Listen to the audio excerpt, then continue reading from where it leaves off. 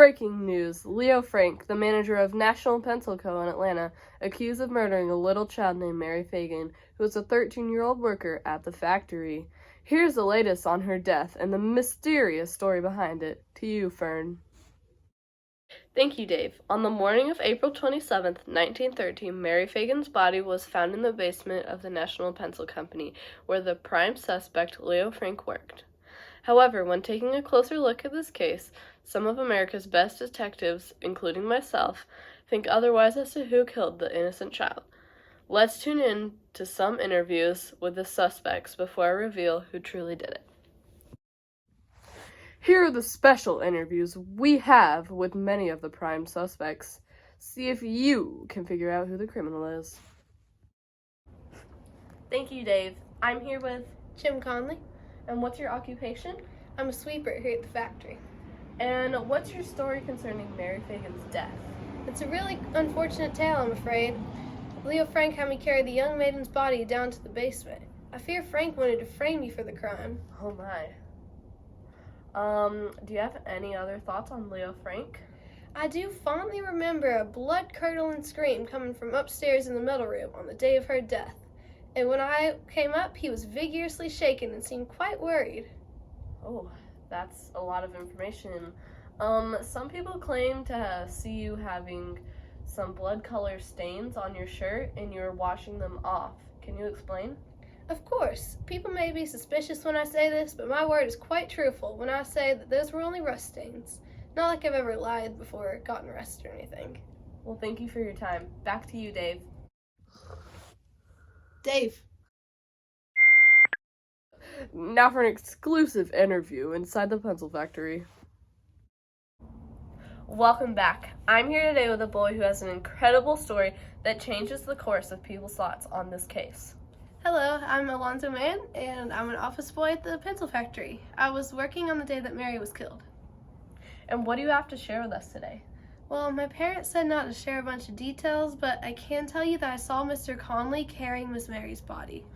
Well, that certainly is a thought-provoking addition to our story so far. Back to you, Dave.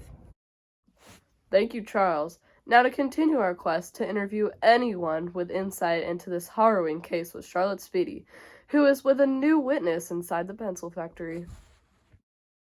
Thanks, Dave. I'm here with the night watchman on the case with his thoughts of Mary Fagan's death. Can you give us your name? Newtley. And can you tell us everything you know about the death of Mary Fagan? Well, I came to work yesterday significantly earlier than usual. I noticed Leo in his office and approached him. He told me to leave and have fun before my shift officially started. As a wise man would, I left and returned later, happier than ever. Okay. I'm not finished. When I returned, I noticed Leo acting strange, but I paid little attention. That's great, but what's the point? Well, later that night, I went to use the lavatory in the basement, and I found Mary there, dead. Oh. Back to you, Dave. Well, that was a shocking addition to our story. Now, we were hoping to interview Leo Frank, but unfortunately, he is currently being held in a prison in Milledgeville. Luckily, we have two highly trained detectives here with us instead. Thank you for this proper introduction. We are detectives who were recently assigned to this case. We have found that Leo Frank is indeed not guilty. Leo Frank stated in his interrogation that Mary Fagan came into his office around noon on the day she died. He handed her the payment and she left. He claims that he had no part in her death. He also claimed to never see Jim Conley that day. Leo Frank had an excellent education, as well as a wife, so he'd have no reason to hurt Mary Fagan. Jim Conley, on the other hand, struggled with intoxication. He didn't have a great education.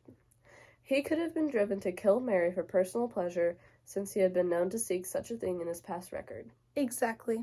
This is why our team is working hard to accuse Jim Conley and clear the name of Leo Frank. This is no easy task, since he is a Jewish northerner and is looked down upon by most of the community due to anti-Semitism or the discrimination of Jews. We have also received word that there is a group called the Knights of Mary Fagan out for revenge. There is no record of their whereabouts, but we must keep our eyes peeled, as they most likely believe that Leo Frank, an innocent man, is responsible for Mary's death. Back to you, Dave. Thank you so much for that information. We will now conclude this segment with Fern Collins, who has the final statement in this infamous case. Now that you, Atlanta, have seen the evidence, it's time to tell you the true and proven story. Jim Conley, who was originally believed to be innocent, has enough evidence gathered against him to be proven guilty. Conley, who is a known criminal, was there that day, and Alonzo Mann saw Conley carrying the body around. Jim Conley was also seen washing blood-colored stains off of himself. It is believed that Conley assaulted Miss Fagan on her way back from the office. He then strangled her and carried her body to the basement, which explains the fact that Alonzo Mann saw him carrying Mary's body. Newt Lee found the body in the basement a while earlier, which framed both him and Leo Frank. Jim Conley was clever, but did not cover his tracks well enough to keep us from discovering his true intentions. The evidence used against the innocent Leo Frank is based on personal emotion, but the evidence against Jim Conley is just plain facts. Back to you, Dave. Thank you for watching the crime segment of our channel. Next, we will continue our day with news about the civil rights protests in Alabama. Thanks for watching.